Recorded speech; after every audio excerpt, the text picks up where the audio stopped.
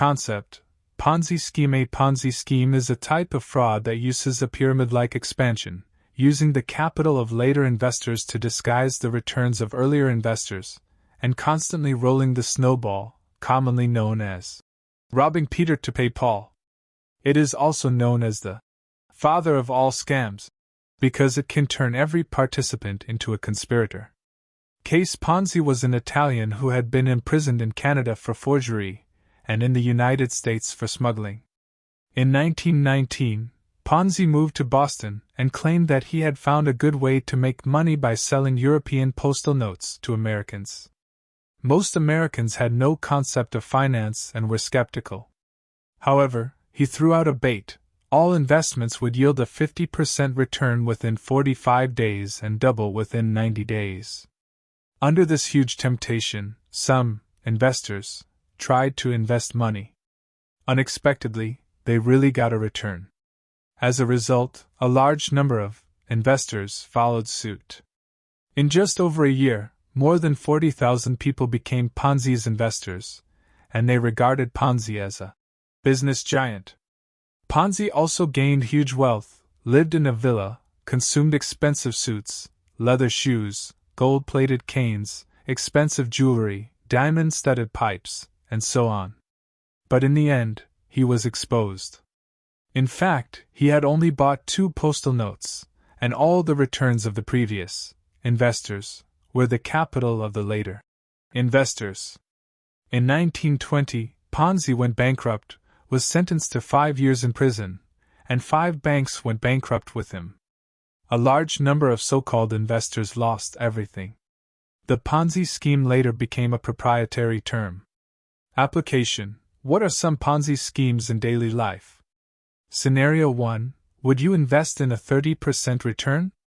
A friend asked me on WeChat about an investment opportunity that promises a monthly return of up to 30% and invites friends to join with additional high returns.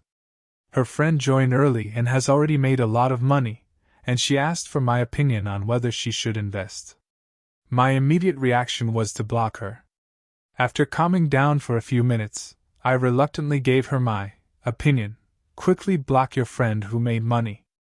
With a little rational thinking, you will know that a monthly return of 30% is basically impossible.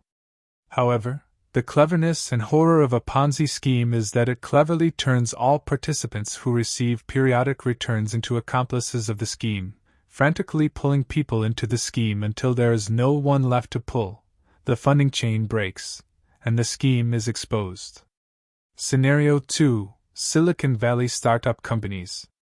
There is a startup company in Silicon Valley that hires many outstanding graduates, pays them very low wages, but gives them stock options with the promise of possible high returns in the future.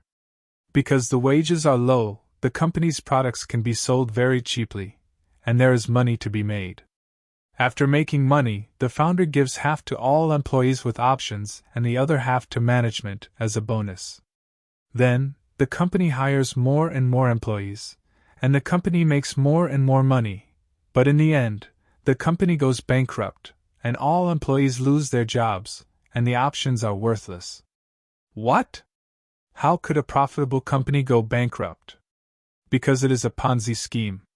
To see through this scheme, you must first understand what this company is really making money from. Because the wages are low, the product prices are low, and the company makes money, the money it makes is essentially the difference between the employee's low wages and the average social wage. The founder takes half of this difference, and the other half is returned to the employees. In this low-wage, low-price model, employees can never earn back their wages. Old employees become unwitting accomplices of the scheme, constantly using themselves as examples to attract new employees to join and expand the base of the scheme. And what the founder cheats away is the blood and sweat of the management bonus. Summary: how to identify a Ponzi scheme. Be wary of all projects that claim to have no risk but have an annual return of more than 8%. Those who promise huge returns but do not sell their own houses or land but desperately try to get you to join are basically scams.